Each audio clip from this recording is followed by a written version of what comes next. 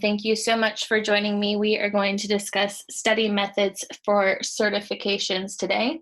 I'm not going to directly cover specific certifications. If you have questions, feel free to ask them. I will answer as we go through. Awesome. Thank you, Josh. I appreciate that. I will answer as we go through, or we'll hold them off till the end if I think it should be put aside till a little bit later. So today, study methods for certifications. Thank you both for joining for my very first class through the website. Hopefully you are enjoying the website and learning some stuff from there. So let's go ahead and get started.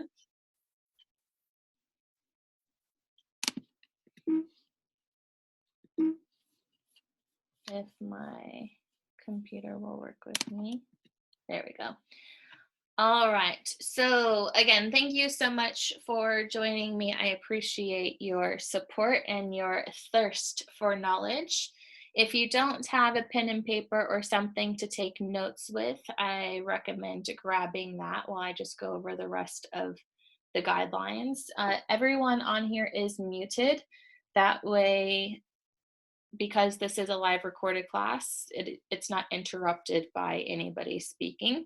If you want at the very end for the questions portion, I will unmute everybody and we can talk then.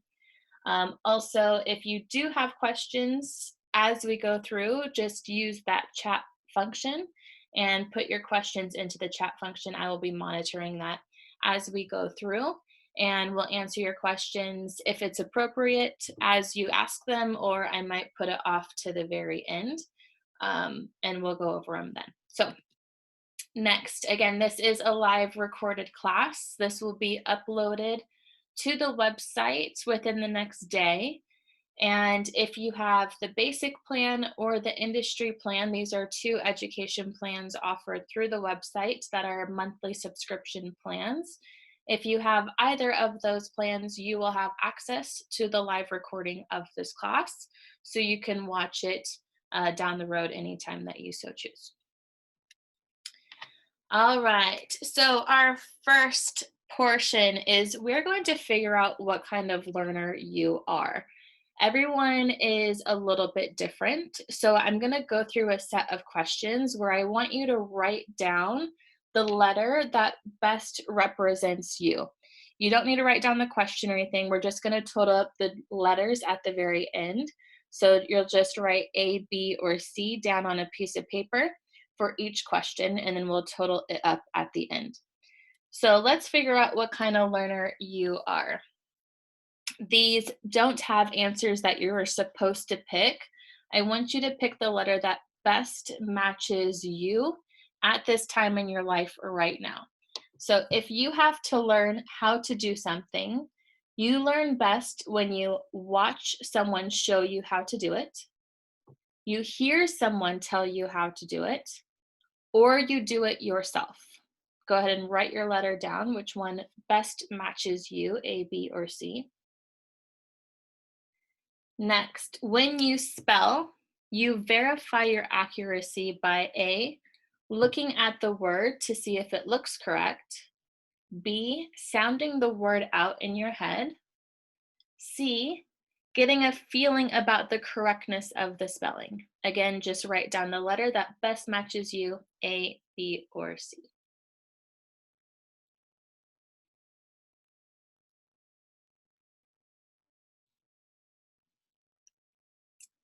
Next, when asked to give directions, you A, see the actual places in your mind and say them or prefer to draw them. You have no difficulty giving the directions verbally. You point or move your body as you give the directions.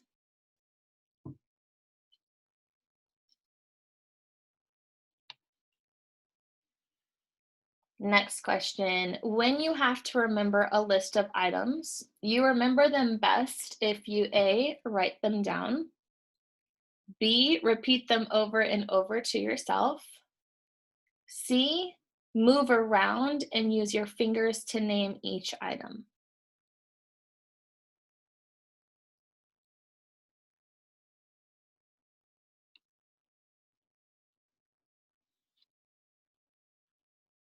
Next set of questions. When you are solving a problem, you A, write or draw diagrams to see it. B, talk yourself through the problem. Or C, use and or move objects to help you think through the problem.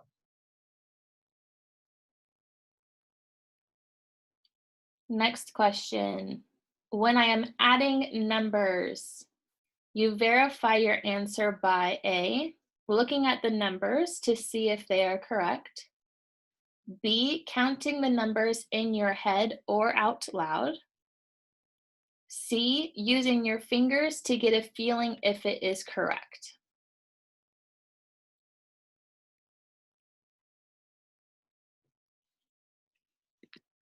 And our last set of questions.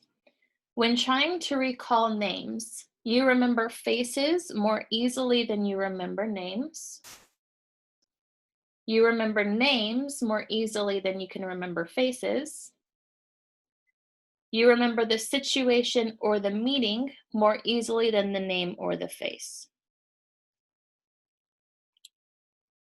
And last question, before going to sleep at night, you prefer a dark room.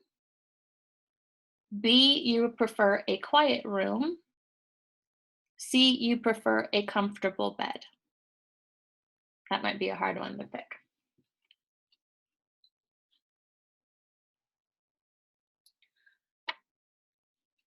All right, go ahead and total up your A's, B's, and C's. And put into the chat your numbers for each letter, please.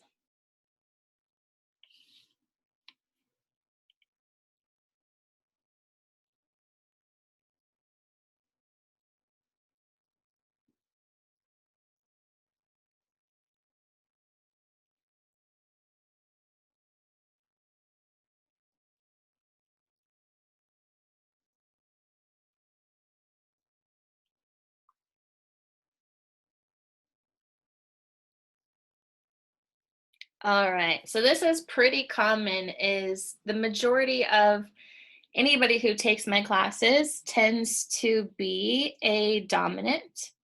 It looks like C is going to be the next dominant for our group today, which is relatively common for us who are going for these types of examinations. So let's break down what each letter means and how it describes you, how you are going to learn better. Now you know what kind of learner that you are. So mostly A's, which is our group today, means you are mainly visual learners. So visual learners typically close their eyes to visualize a memory. Their eyes are drawn to color. You can be easily distracted by sounds. And you prefer stories that have rich imagery focuses. Hopefully that sounds like everybody here today, since we have mainly A's. So for the A's, this is an easy way to start optimizing your study habits. The first is if you are sitting in an actual classroom. For visual learners, it is best to sit near the front of the class. Visual learners do well when creating flashcards. Also creating keywords to trigger your memory. Maybe you take the first letter of each of the list of words and you create a word from that, so you can remember the entire list of words. You draw pictures of concepts. Color code your notes. Visual learners are drawn to color, so if you have things color coded in whatever manner that makes sense most for your brain, it'll be easier for you to remember things.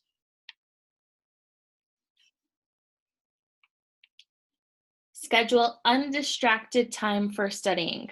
So visual learners are pretty easily distracted by sounds that aren't something that you create yourself, whether it's putting on a movie, putting on music, whatever the case is.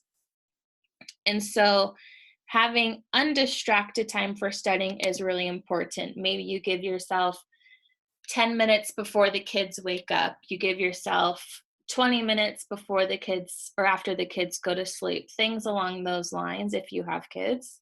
Otherwise, making sure you are scheduling a specific amount of time for yourself. It can be a high amount of time or a short amount of time, and we'll get into timing and studying in just a little bit. So there was a couple B's. So B's are auditory learners, meaning you learn better through hearing. So auditory learners typically hum or talk to themselves, typically read out loud. They remember things that they hear better than the things that they read. And you prefer to hear directions rather than reading directions. For B learners, the best way to optimize your studying is to sit where you can hear best. If there's a chatty group of girls, you sit away from them. If there is a lot of noise outside the classroom, you sit away from the door. Things along those lines, whatever is easiest for you to hear the instructor. Read out loud. Create flashcards and then have someone read them to you. Record your notes and listen to them in the car or while you're doing just everyday things. Just record yourself and listen back to it.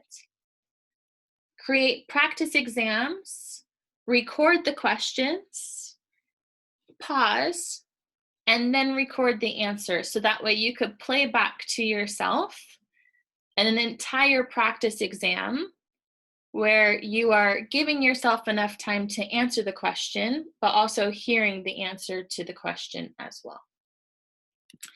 And we have a decent amount of C's. So mostly C's means you are a kinesthetic learner, or if you have a high portion of C's in your count from earlier, that means you are a kinesthetic learner or have kinesthetic tendencies. A lot of people in the wine industry are predominantly A's with a decent amount of C from the classes that I've taught so far. I don't tend to have that many B learners or auditory learners. So if you are a kinesthetic learner, this means you are a hands-on learner. You speak with your hands, you have difficulty sitting still, you prefer to touch, move, build, or draw your memories, and you often communicate through touch. To optimize your study habits as a kinesthetic learner, it's great to be active during your studying. You can be chewing gum, you can be walking around, you can be on a bicycle or a treadmill, something along those lines. So that way you feel like you're doing something at the same time as studying. It will help you retain things better. Arrange flashcards into groups. So instead of just having a whole pile of flashcards together, study them by region or whatever category makes most sense to you. Trace words with your finger to help remember them. I'm someone who does this a decent amount if I'm trying to remember how to spell something and I don't have paper in front of me, or I'm just trying to remember a word. A lot of times I will write it out with my finger on like the table that I'm sitting at. And then set a timer to take breaks during your studying. Kinesthetic learners don't do well sitting for extended amounts of time. So if you are going to sit and study, give yourself a little kitchen timer and set it for 10 minutes, 20 minutes, 30 minutes, whatever is comfortable for you. Once that timer goes off, get up, walk around, do a little jog, do a chore, something along those lines. You get maybe 5 minutes of a break, and then sit back down once your break timer goes off, and then set your timer again for another 10, 20, 30 minutes, however long it is. That way, you know you only have to set your attention for a certain amount of time, then you get to have a break. For kinesthetic learners, giving yourself breaks is really crucial. make sure those breaks aren't 30-minute breaks. Give yourself maybe a 5-minute or a 10-minute break, and then sit back down and do your next round of studying.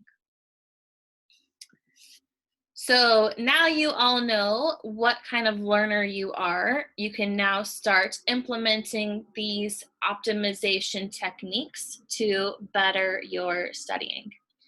So with studying, it's really important to build positive study habits. And the two most important positive study habits are time and organization. So with time, this is no matter who you are, it doesn't matter how much time you dedicate here. It just matters that you dedicate some time every single day.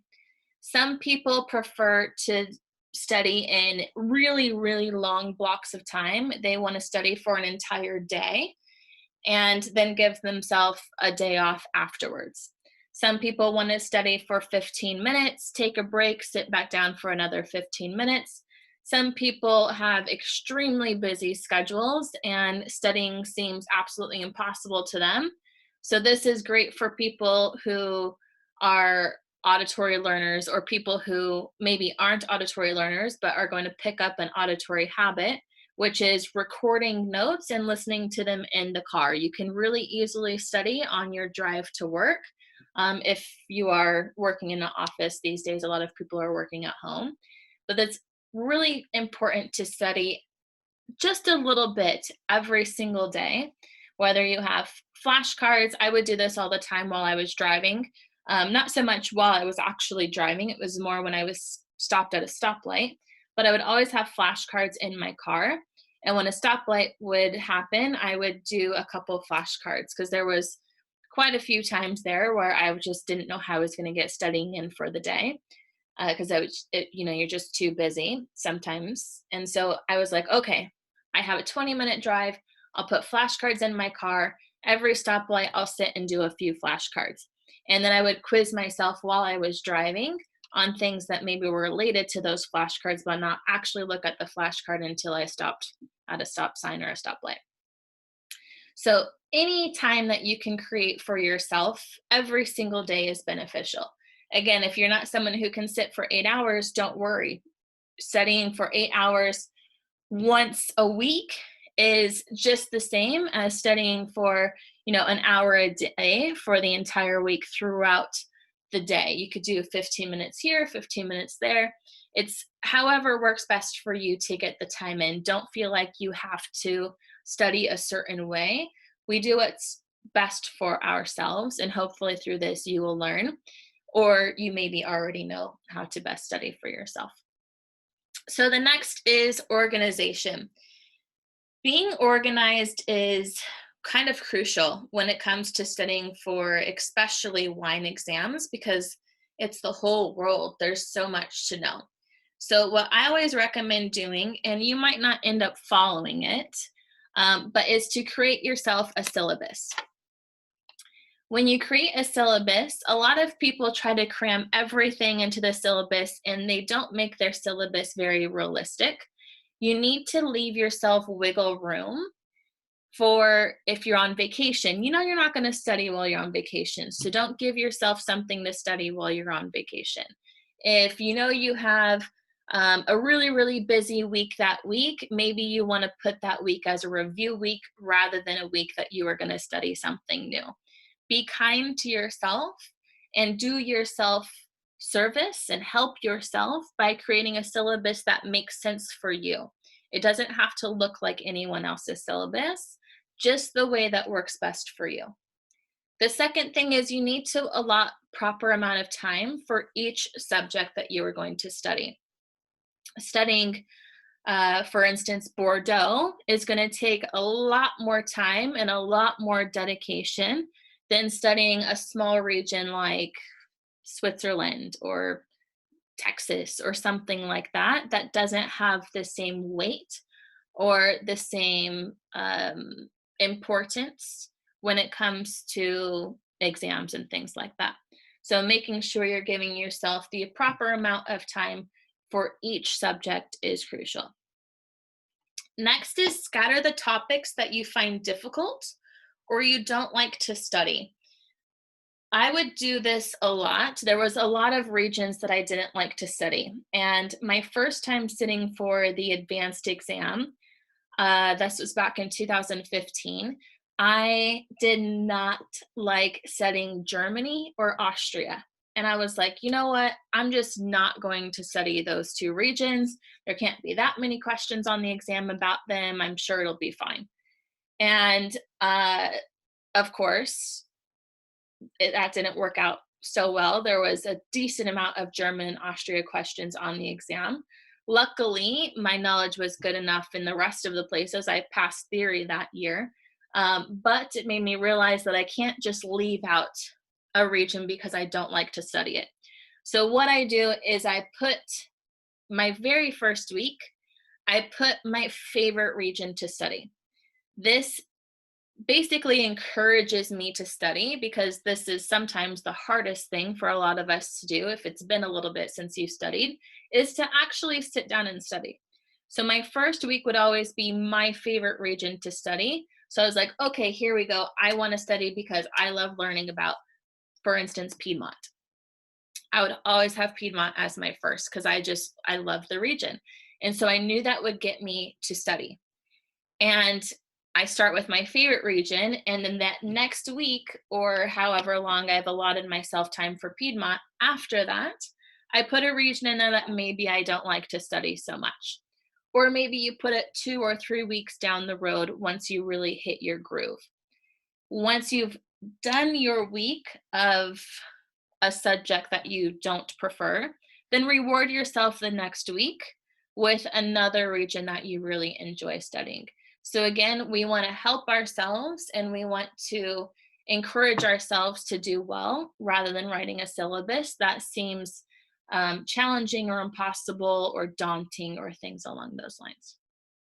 Also, while you are getting organized and getting your syllabus put together, you want to focus on the rule rather than the exception. It's good to be familiar with exceptions. There's a lot of exceptions in the wine world, but when you're going for majority of wine exams and just exams in general, you want to focus on the foundation, on the rule, on the important things, rather than letting yourself go down rabbit holes, which is so easy to do on things that maybe aren't so important.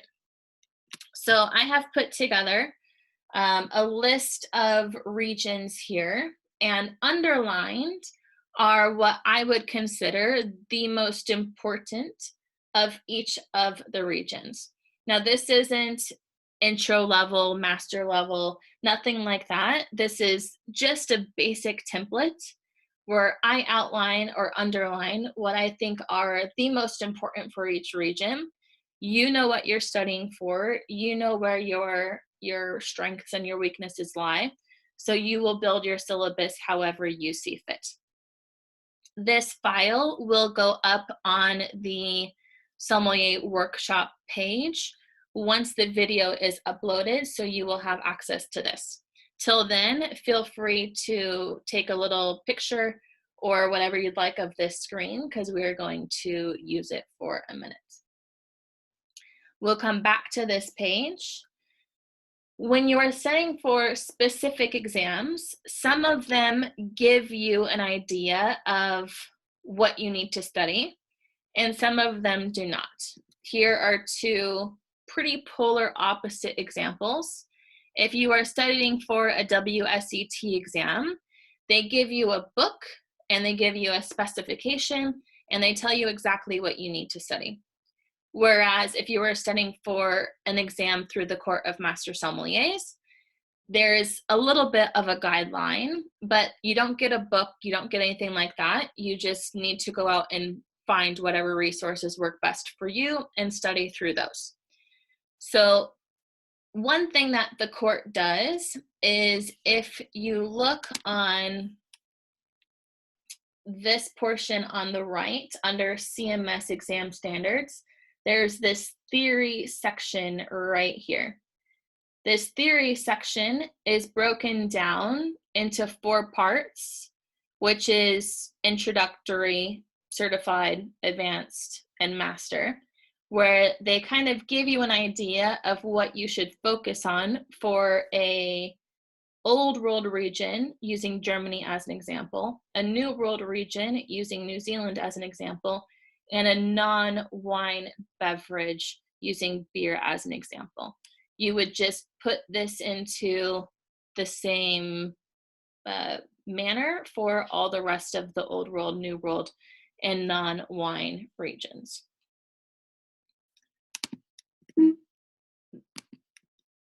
This is what that looks like when you open it. This is just the introductory page.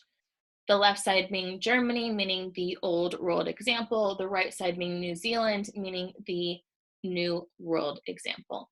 And they give you a nice breakdown by category of the things that you need to study. If you are studying for any other examinations, they typically give you an idea of what you need to know. So now that we've gone and seen this basic, we're gonna start a syllabus. Both of these files will be uploaded to the Sommelier Workshop page. Once the video has been uploaded, basically within a day, they will be on the page. Again, you're welcome to take a picture of this if you are not subscribed to the industry plan, which gives you access to the Sommelier Workshop page. So here is the way that I recommend starting to write a syllabus. The first page, you will write down the subjects that you need to study, and you will give yourself the time, or write down the time that you specifically need for each of those subjects. Once you have put that together, you will use the right side of the screen, which is the outline. Your week 1 will be your first week of studying. Maybe it's this week, maybe it's October, maybe it's January, whatever it is, you will put down your weeks. Then in the subjects covered part, you will put down your subject. So again, this is your outline of your countries and what I consider the most important within those regions to study. Again, you know where your weaknesses and your strengths lie, so focus as you need to, and focus as your exam dictates for you to focus. If you're studying for intro, you don't need to have Switzerland, UK, Texas, Virginia, stuff like that on there. If you're studying for masters, you're going to need to basically have this entire screen on your page. So when we look at studying or creating our syllabus, this is just a very basic outline for you, is you will put down on the left screen your regions and how long you want for each of those regions. This is just partially filled in so you get an idea of what you want to put there. So for California, you give yourself 1 week. For Burgundy, you give yourself 2 weeks. Then you fill in your entire syllabus outline. The most important thing with your syllabus outline is every 5 weeks, you need to give yourself a review week. A lot of people will create a syllabus and not give themselves any time for review. So by the time you're on week 20, you have completely forgotten what you studied on week 1. So as you can see here, I put Piedmont down as my first week because that is the region that I most enjoy studying.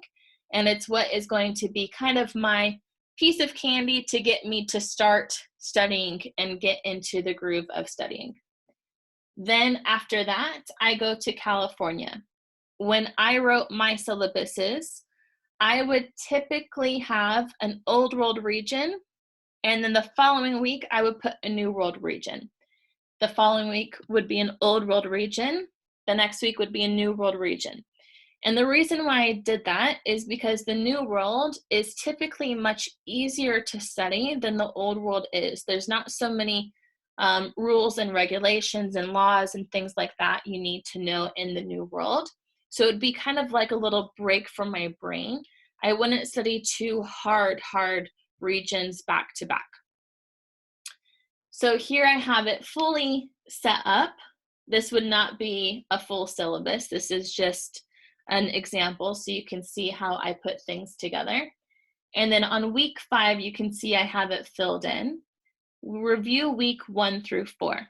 That means on my 5th week, all I'm doing is going back and reviewing everything I've put together for the first 4 weeks. I'm not creating any new material. I'm just reviewing the flashcards I made or listening to the recorded flashcards that I recorded for myself, or whatever the case is that you do for your own studying. Then you start the next week and you have 4 weeks of study. And week 10 is a review of week 1 through 9. So you're not just reviewing those last 4 weeks, you're reviewing all the way back to week number 1. That way we're always going back and remembering the beginning of what we studied, because the longer ago it was, the easier it is to forget. Then we go into 4 weeks of study, and we have week 15 being a review of week 1 through 14. So we're always going back to review week 1 through everything that we just finished. And again, the syllabus will look different for every single person on this class today. What I will offer for anybody who is on the live class right now, or anybody who views the class later and wants maybe some guidance with their syllabus, you are welcome, once you have put your syllabus together, to send it to me by email. My email is very simple. It's just jessica@jwaugeducation.com.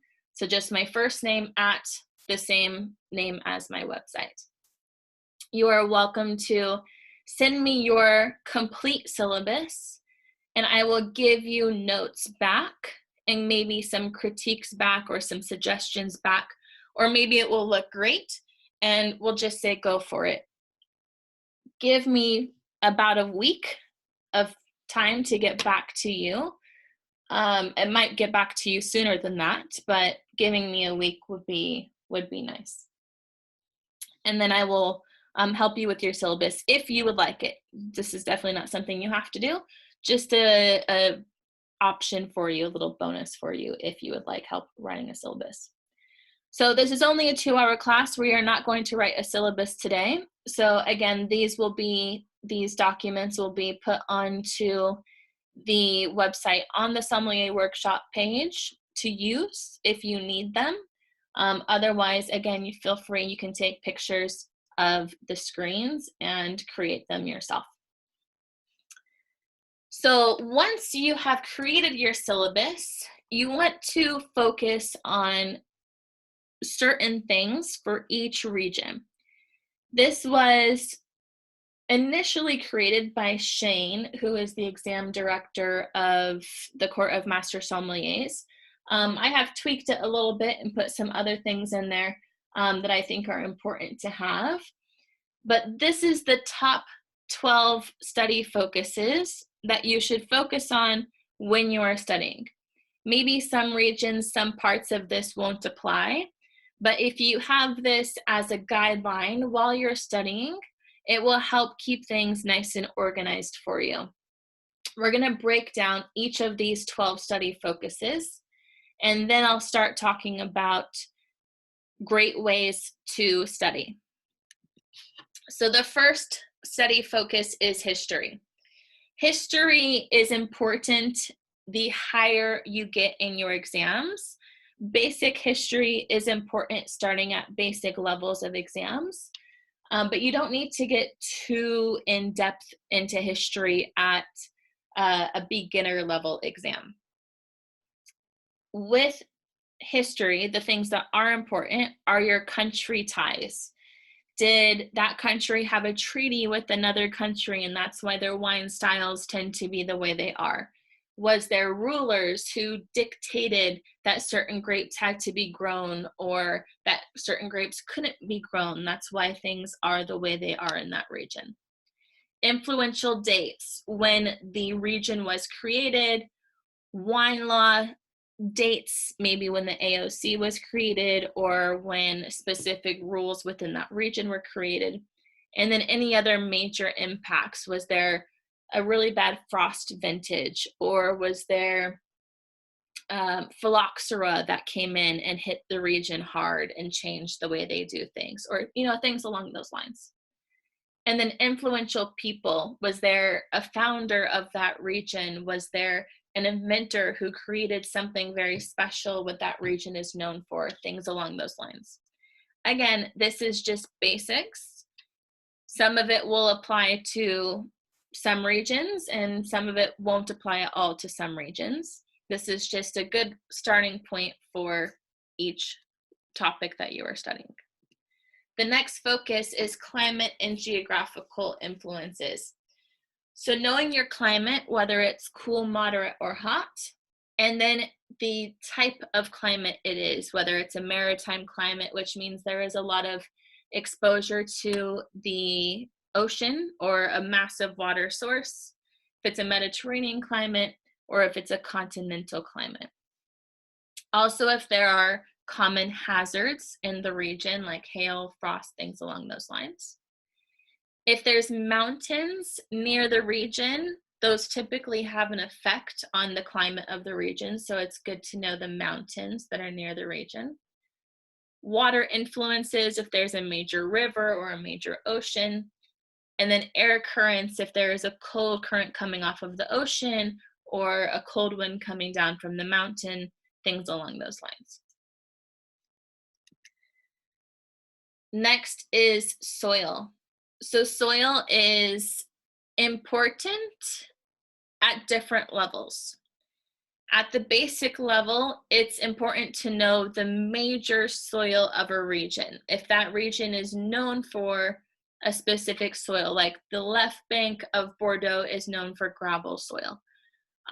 Only if it's important for that region though, like take Napa for instance. Napa has like 70 different soil types. So knowing soil there isn't important. It's only where there's a major soil that impacts the style of wine in that region. Also, if there's certain grape preferences, I'm just going to use Bordeaux for an example again, because Cabernet Sauvignon is a later ripening grape. It needs that gravel soil. Why it's famous in the left bank of Bordeaux is because of that gravel soil, helping the heat retention and helping the grape be able to ripen to where it can make suitable wine. Where on the right side of Bordeaux, on the right bank, clay is really important for Merlot. Things along those lines. Also, if a soil classification was created because of soil, a top example of that would be Chablis. Grand Cru Chablis has to be on Kimmeridgian soil, where that Portlandian soil can be used for Petit Chablis, things along those lines. This might seem a little overwhelming for the next few screens, but don't worry, we're going to break each of these down and the best ways to study going further.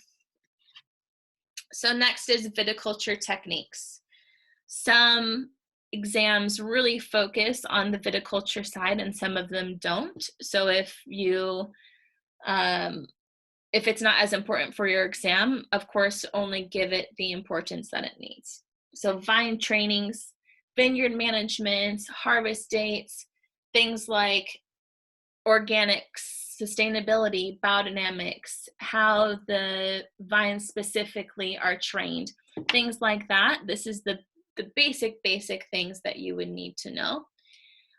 We're actually going to be doing a class this month, later this month, on the 25th of September, that is really going to dive into viticulture, which everyone is welcome to use the 2020 launch code to get $20 off this class. This class will be half price. All September classes are $20 off using that 2020 launch code. This will be a more focused session, so it'll be taught at a bit more of an advanced level, but we'll really break into viticulture, which in my opinion is a very hard thing to study. I never really understood viticulture until I was out working in vineyards, or at least visiting vineyards and talking with the vineyard manager, somebody who could explain things to me.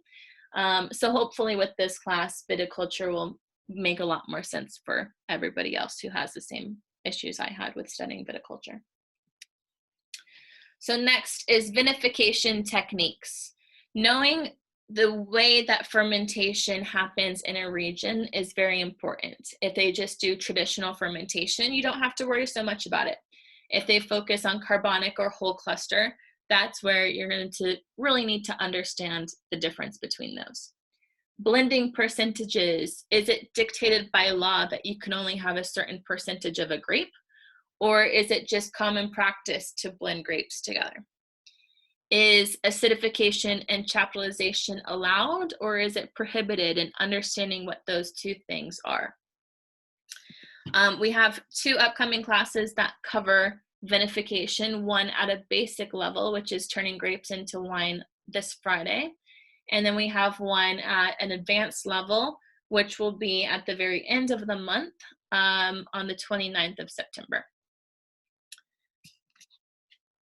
The next focus is grapes and wine styles. Knowing the grapes that are grown in the region will help you start to understand the regions. You will start to notice comparisons throughout the world on the climates resulting in specific grapes being grown in the region. So it will help start piecing things together for you. You also need to know what kind of wine they make there. Do they make still wine? Do they make sparkling wine? Are they only allowed to make white wine? Are they allowed to make sweet wine? If they do make sweet wine, do they have limits to the levels of sweetness? Things like that. Next, a source that you have on the JWaugh education site is our Grape Guides. If you go onto the top of the website, you will see a list of tabs.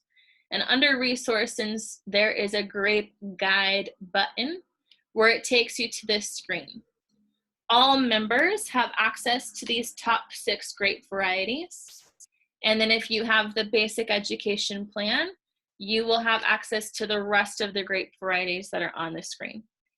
These break down grapes by, oh my God, so many things. You'll see the climates, you'll see soils that the grape likes, you'll see the regions where it grows, how it tastes differently in each of those climates, things along those lines. Next, it's important to understand aging laws and terminology. Again, this will only apply to some of the regions of the world. Knowing if they mandate using oak, does the oak have to be new? Can it be any oak? Maybe there's no law whatsoever. Maybe they have to spend a certain amount of time in those vessels, or maybe they can't release their wine till a certain date. Again, this really only applies to a few old world regions. The new world, it's the wild, wild west. There's not so many rules with how they make their wine in the new world. Regional classifications. This is knowing all the way from the least strict, the most broad category, knowing down to the most strict categories. So for instance, in France, you want to know the least strict classification, which would be Vin de France, IGP coming right after that.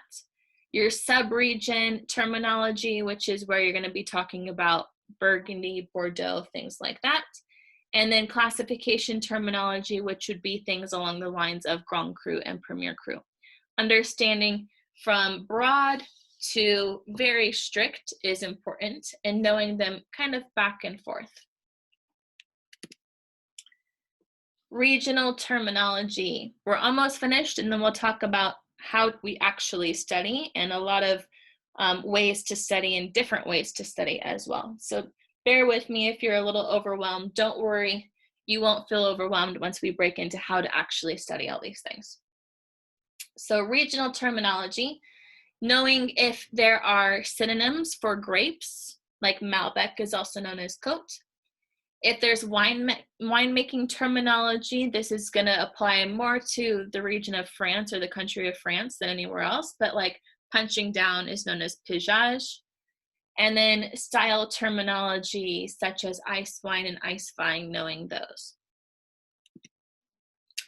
Major producers and winemakers. This is something that is important, I think, at all levels, especially if you are going to be sitting for exams through the court specifically, where the court is focusing more on the actual service side of things. So producers are more important there. Is knowing the top 5 major producers, or knowing 5 major producers. I won't say the top because everybody you ask is going to give a different top 5. But knowing 5 major producers for each region, their wines that they typically make, the style that they make, just a brief history about them, and roughly how much their wines cost will help you once you get into the service portion exams. On JWaugh Education, we have a producer breakdown. This is for our industry plan members. If you go into the resources tab, you will see on the list there's a producer resources link, which will take you to a page where I have put down what I deem as the major producers for each of the classic regions of the world. And then I also have towards the bottom traditional versus modern producers for Nebbiolo, Sangiovese, Rioja, and then reductive versus oxidative champagne producers. At some point, I will have influential winemakers on there. I just don't have that on there at this time. Lastly is vintages. So vintages are semi-important to know. It's really good to know the great vintages and the really bad vintages. All the other vintages in between, if you don't have them specifically in your head, you will know that those are just, average or good vintages. So if you focus on the great vintages and the bad vintages, it'll make your life a little easier. And if there is a vintage that stands out, knowing why it's a bad vintage. For instance, was there a heat wave? Did hail destroy the majority of the vineyard? Things like that. Coming soon to the website, I started putting this together, which is going to be launched later this month, is our vintage resources. Slowly will be vintage guides for all of these regions listed here. Then I have top rated by vintage. So basically this is 2020 all the way, or well, it's really 2018 down to 2000 with the top regions for each of those vintages. And then I have the top rated vintages prior to 2000 separated out by region. The top rated vintage and the vintage pre-2000 is going to be available for all members. This is where you just have an account on the site. You're not paying for anything. And the regional vintage guides will be available for our industry plan members. So that was a lot. Don't worry, we're going to talk about how to study all of these things now. Just a little brief. I've taken the majority of all wine exams that there are. I'm someone who really enjoys learning, and so I try to learn all different ways that I can, and I think taking different organizations' certifications is important to really broaden your knowledge and your experience. So I have put down here my 10 ways that I have studied. Some of them worked well for me, some of them didn't, some of them I still do. A lot of these I did in cahoots with each other, but these are all the ways that I was trying to figure out how to study. This is when I was like, I really don't know the best way for me to study. I'm going to try a bunch of things and figure out what works best for me. So this will be just a breakdown of each of these study methods. Some of them might appeal to you. Some of them you're going to be like, nope, that's not for me, and no worries. This is just a guide and hopefully a way to give you maybe some more ideas or some new ideas on how to actually study. So the first is writing outlines. And this is as simple as that page I had up with all of the different countries and the regions in those countries. Writing down from there your 12 focuses, or the focuses that matter for each of those regions, just in a straight outline form. This is how I start most of my things, as well as creating study guides. My study guides are always in an outline form though. I personally don't like reading through a ton of paragraphs with like fluff text. So I prefer having just straight to the point the things that I need to learn. And so once my study guides are up, my study guides will be in outline form. There are many amazing study guides that are already created that you can use. If you are a Guild Somm member, there's great study guides on there. Jancis Robinson has great study guides on her website. Most of these things you do have to pay a membership to have access to. And then I will have study guides up on my site slowly. These were all created when I was studying, and I just need to go back and edit them all and make sure they're up to date. I passed master's theory in 2018, so I have not updated these since 2018. So slowly they will go up onto the site. This is a perk for industry plan members. They will have access to all of these study guides once they are available. Next is flashcards. So flashcards can be done in a way that's beneficial to you, or flashcards can be done in a way that is a little bit of a hindrance to your learning. I highly recommend using 10 flashcards for one subject rather than using one flashcard for 10 subjects. And to break that down and make that make a little bit more sense, here are some pictures that you can see. This is a very intense flashcard. The backside would say, name all autonomias of Spain, and then on the backside you would have all of them listed there. Same thing, Napa Valley, AVAs, all of them listed. This is a lot of things to have on a flashcard, and maybe once you have a lot of this in your brain, you can have a flashcard that looks like this, because maybe these will become an easy type of flashcard for you once you get into higher levels of exams. But I don't recommend having flashcards that look like this because they're daunting to you. And more often than not, you'll just skip the flashcard and you won't actually focus on trying to memorize the flashcard.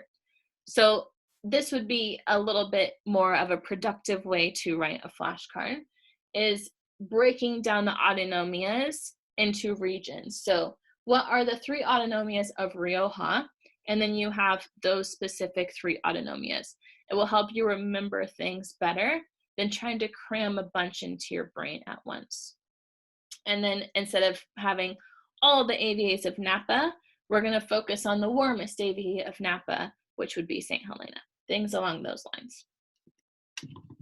Next is Google Maps. So Google Maps is a great source that was, or I'm sorry, map drawing is next. I'm getting ahead of myself. I get so excited about this Google Map thing. So map drawing is another way that especially A learners, visual learners, those of you who had mostly A's from the exam, map drawing will really help you have things stick into your brain better. Some people really enjoy drawing maps. I'm one of those people, and some people don't. So for those of you who don't enjoy drawing maps, don't worry, on my site is like 300 maps that look similar to this. This is just a couple that I pulled off for you to see. I have blank maps where you can color code and label them yourself. And then I have maps that are labeled that are still black and white, so you can color code them as you would like. And then I have the maps that I specifically drew while I was studying, which are they're colored, which have rivers and climatic influences and things like that actually on it. Again, these are all downloadable where you can use them for yourself for our industry plan members. So next is Google Maps. So Google Maps is a great resource for all of us visual learners.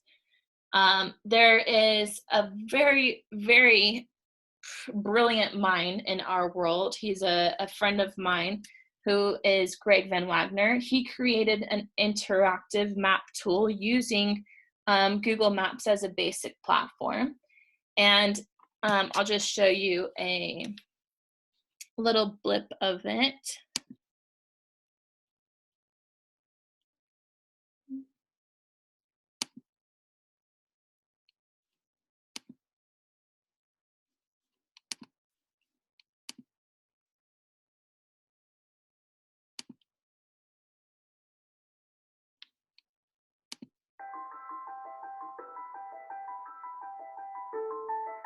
The global diagram of wine is a completely interactive platform that lets you see the wine world how it really is, and has all the information to show you how it all works together.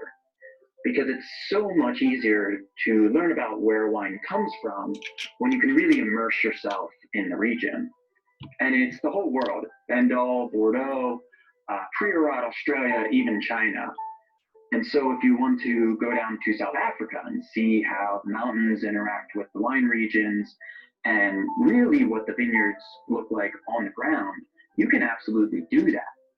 And it's all a benefit for the Somm Foundation, a 501c3 that sends wine professionals on enrichment trips around the world, gives scholarships, and really provides so much value to our wine community.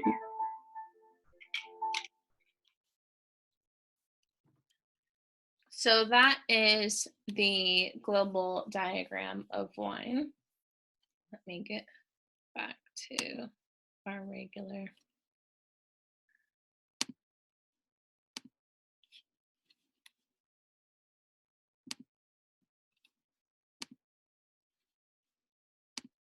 So he created that, which literally is the entire world, and it brings you down to the vineyard if you so choose. It's pretty incredible what he put together for anybody who wants to donate to the Somm Foundation. So that's another amazing tool that you can use. He used it while he was studying, and then after he passed the master's exam, he put this into a tool for everyone to be able to use at a small fee. So next, those are mainly the big five. Those are the most important ones that I used during my studies, minus his platform that was released after I was studying, but I think it's incredible and I still use it now. I think it's so cool. Next is PowerPoint. So I'm someone who has been a teacher for quite some time. I always love teaching. So what I would do is I would put regions into a PowerPoint similar to like what you're seeing right now.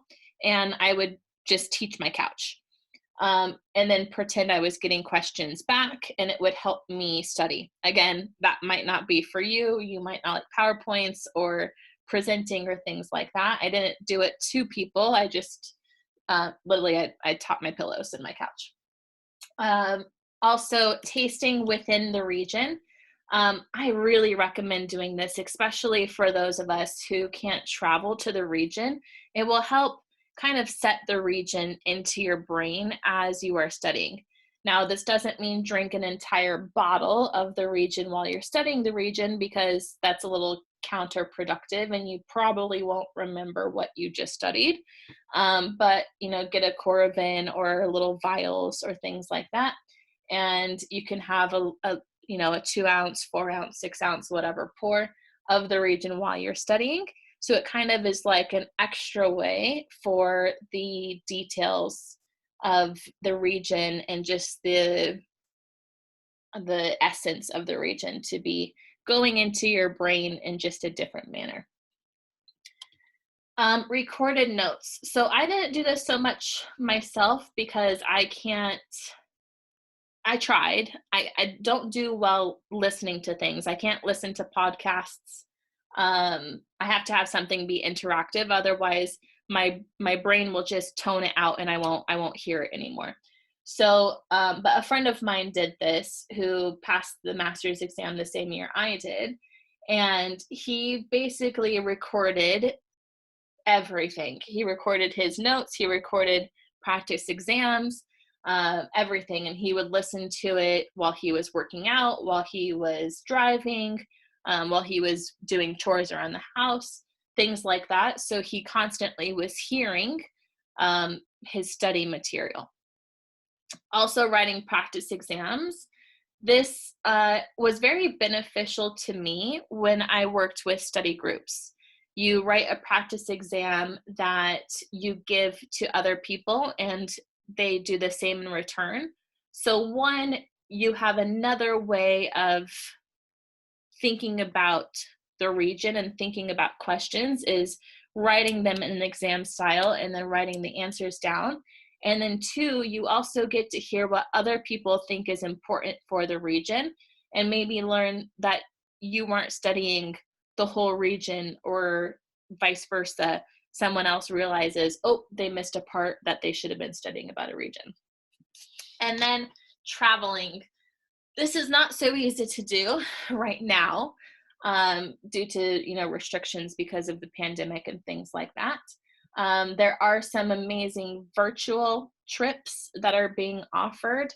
Borgo and Wine, Some Foundation, there's quite a few places that are doing Zoom classes, kind of like we're doing right now. And you'll get like a little virtual experience of what the region is. Once the pandemic becomes no longer a pandemic and travel restrictions are lifted, then if you have the means to travel to regions, I think it is the easiest way to get a region that is very difficult into your brain. So, for instance, Burgundy was very, very hard for me to grasp. So in 2017, I went out to Burgundy and I drove the whole region from north to south so I could understand where everything was, see the difference between these places, visited wineries as I went through. So you really get a better grasp when you've actually touched the land and seen it with your own eyes. It makes it make a little bit more sense. Again, that's not feasible for everyone, but if you can, highly, highly recommend traveling. Next is some final study tips. We're not going to go the full 2 hours unless you guys have a ton of questions. Then maybe we will, but some final study tips for you is time.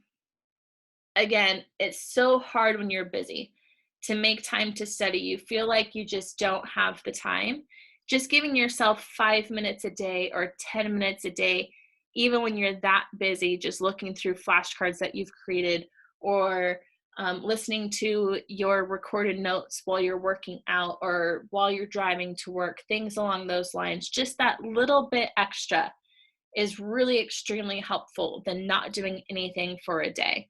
So if you do have a day that's really busy, just try to figure out whether you have flashcards in your car, you have them in your pocket at work, whatever the case is. When you run to the bathroom, you've got a study guide or a book or some flashcards in there.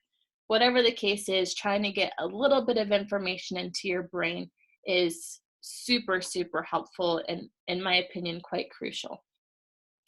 And then organization. So we have walked through so many different ways to be organized and to organize your thoughts, organize your syllabus, what you need to study for them, and so many different ways to be able to put those into methods of actually studying.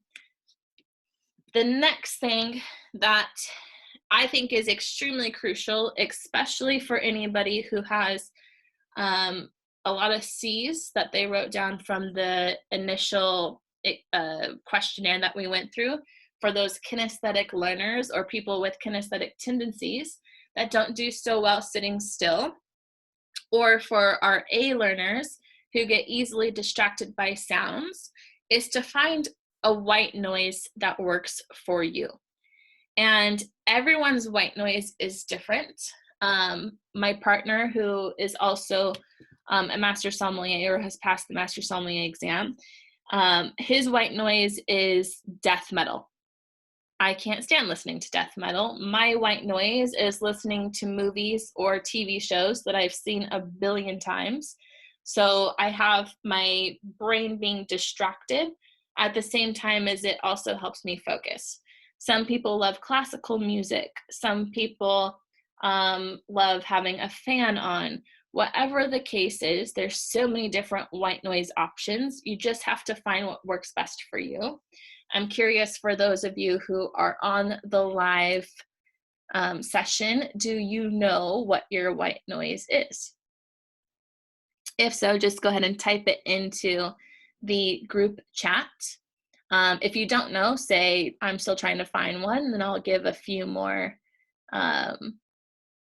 options for you. Soundscapes, yeah, that would be great. Binaural, yeah. So also some other things that you could put on is having like the, I don't know, one of the music apps where you can pick waves or you can pick birds or things like that is really helpful for a lot of people. So good, you guys know yours, so great. For those of you who don't know them, there's so many options out there. Start practicing and trying different things while you're studying to figure out what your white noise is, because I promise it will help you sit for a longer amount of time because it will help you focus. Some people just want straight quiet, and that's what their white noise is. It's literally whatever works for you. Almost everyone I know is different. We've got another one on here, music at a low volume. Yep, definitely. Something just to distract a little part of your brain that wants to be doing something else. Next is study groups. So study groups are difficult to really find a good group. It takes a lot of time for whatever reason. For the longest time, it took me years to find a really good study group, because I would have people in the group who flaked, who didn't do what they were supposed to do, who didn't show up, things along those lines. So it took, honestly, until my first round going for my master's exam, so in 2017, to find a really solid study group that I could depend on, that we met every single week. Study groups that I did in person, for whatever reason, never ended up working out very well. The study group that I had the most success with was a group of people from around the country, and we got on Skype every single Sunday, and we would have a syllabus that we followed for the study group, and then maybe your group has one person has to do a specific thing, or you can do like our group did, and everybody studied what that syllabus topic was, and then we would just go around as a group and say what we learned that week from studying that topic, and we would kind of teach each other what we learned. And then if anybody had questions or didn't understand something about the region, we would discuss it as a group. And there was usually always someone who understood what another person didn't understand very well, and was able to, help the others through that specific difficulty. And then we would all write 10 questions, and in a round table kind of format, we would ask one person those 10 questions that we created.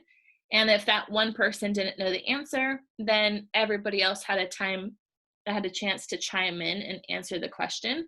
And then you get to hear, we had 6 people in our group, so we got to hear 60 questions about the region, and it gave everybody a chance to be put on the spot to answer 10 questions, but we all had the chance to answer 60 questions basically as a whole, or 50 questions because you're not including the questions that you put together.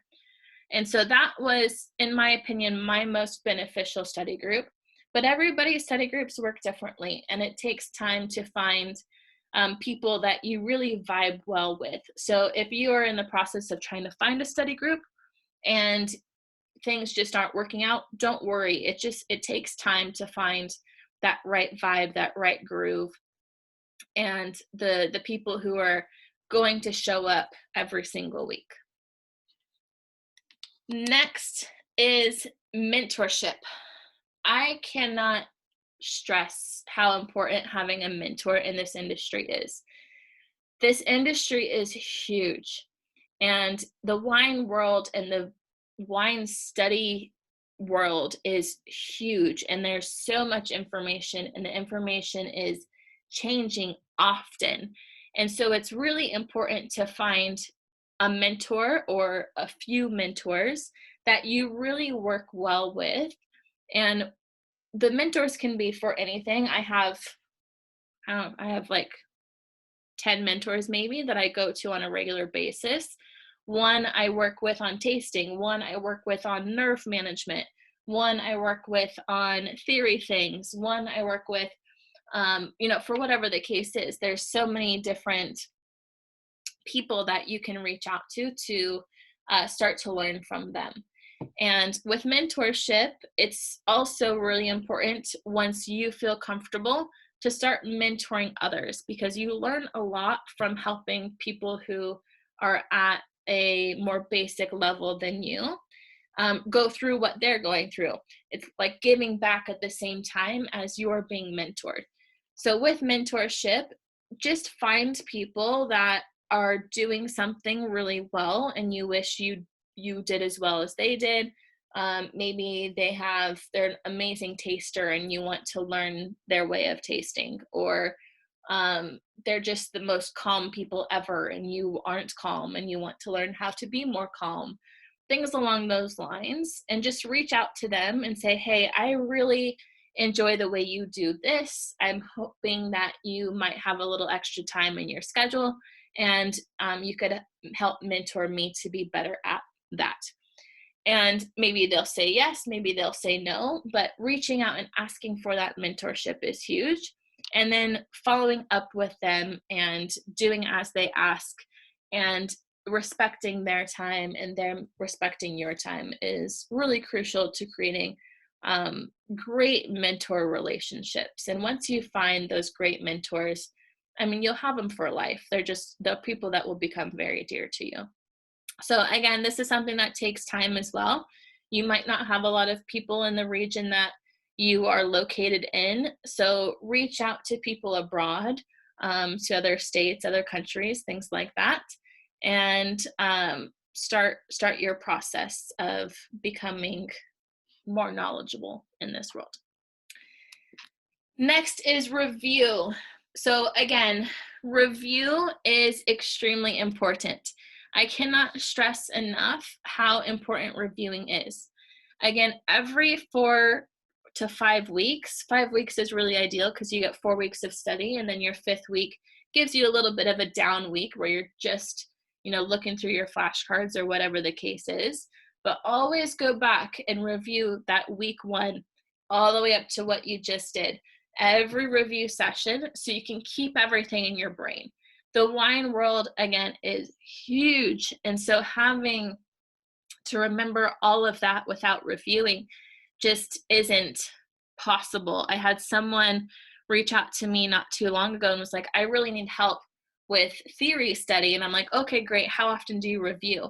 And they go, what do you mean review? And I go, okay, well, that's your issue. That's why theory is hard for you, because you're not reviewing what you've learned. You can't expect your brain to remember what you learned 20 weeks ago. You might not even be able to remember what you had for dinner last night, let alone what you studied 20 weeks ago. So make sure you're always giving yourself a chance to review. And when you have those small windows for a day, those are your review windows to really just keep putting things into your brain as you can. If you only have 5 or 10 minutes, go through your flashcards, go through things that you've already done. You don't have to try to study something new on a day when you just don't have much time. So when you don't have much time, focus on review. At this point, I'm going to open it up to questions. Go ahead and just type into the chat what questions you may have, and I will answer them as I see them.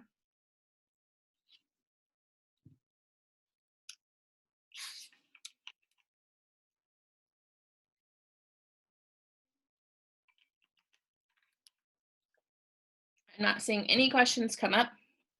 I'll give you just another minute. While you think about questions, we'll just talk about our upcoming classes that we have for September.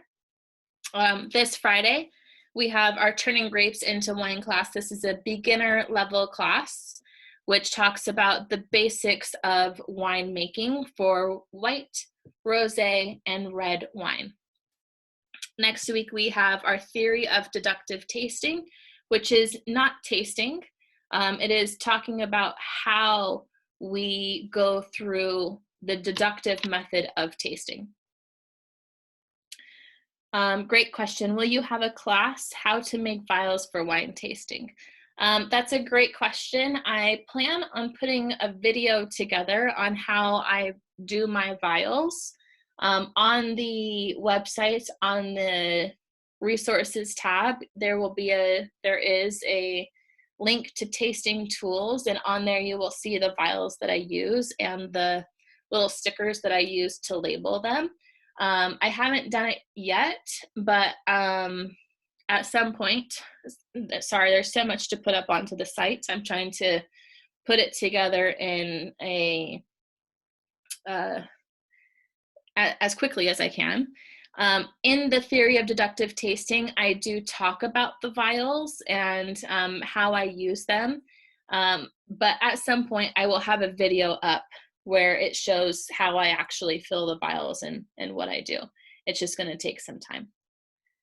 Is there going to be a recording for your classes to view after? Yes, Josh. So all of the classes are recorded.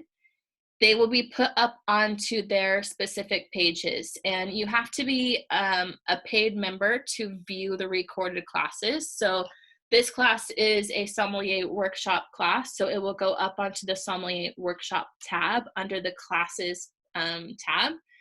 And for the Sommelier Workshop, you have to be an industry plan member, and you can see the recording. It will be up there. I don't plan to take them down unless I'm going to redo them or something like that, and then they'll come down. But any class that I do will be up on there. You don't have to have paid for the class prior. You can just watch it anytime as long as you have subscribed to the plan that coordinates to that level of class. Great question. At the end of next week, we have our Sparkling Wine 101 class where we talk about all the methods to make sparkling wine. After that, we will have our Business of Wine class, which is talking about the behind the scenes of our life as a sommelier, the spreadsheets, the math, the equations, the everything that goes into being a somm that you don't think about if you aren't already in the industry, all the things that goes into being a sommelier, but basically everything that we do off of the floor. Then we have a viticulture focus session, which is an advanced level course. You don't have to have advanced level to take it, just forewarning. It will be taught at an advanced level. However, just like now, you are more than welcome to ask questions as we go through to get yourself up to par if I'm talking about something you don't understand. So again, you don't have to be advanced to take the class. Feel free to ask questions so you feel like you're at the right level. And then our vinification focus session, again, we're going to get geeky with this class as well, but always ask questions and I will try my best to get everybody up to par so they're understanding all of these classes. Yes, Josh, so all of the $40 classes are half off. All of the $20 classes will be free for September using the code 2020launch. This is only active for September. As a thank you to all of you who are taking my classes right off of the bat, since we just launched on the 2nd of September. That's a week ago. yeah, just about a week ago, we launched the site. So I appreciate you all so much for joining and for spending time with me today. Hopefully something clicked for you today and you've got some ideas on how to better study and how to better optimize your study techniques based on the learner that you are. Hopefully that little quiz in the beginning or that questionnaire in the beginning gave you a better idea of who you are as a learner and how to better study for you yourself. Everybody studies differently, so don't be intimidated if somebody that you are close with does something that just doesn't make sense to you. We're all so different as people, and we all have to do things in the way that makes the most sense for us. So hopefully you'll start to find the way that makes the most sense for you, having taken this class. And again, you are welcome to go back and review this class anytime that you'd like. For all of those industry members that are on today, you will have access to this class on the site. All right, any other questions before I let you guys go for the rest of the day? Yes, great question. Yes, so the industry plan, education plan is $20 a month. It's a subscription plan. And yet you will have access basically to the entire site when you're an industry member. With the basic plan, which is $10 a month, you will have access to a limited portion of the site, and you will have access to all of the $20 classes. So the Sparkling Wine 101 and the Turning Grapes into Wine, basically all of the wine basic classes, and then once I get sake up and running, all of the sake classes. And then the industry education plan members will have access to all live recordings, all class live recordings, as well as all the extra perks of the site. Great question. Any other questions?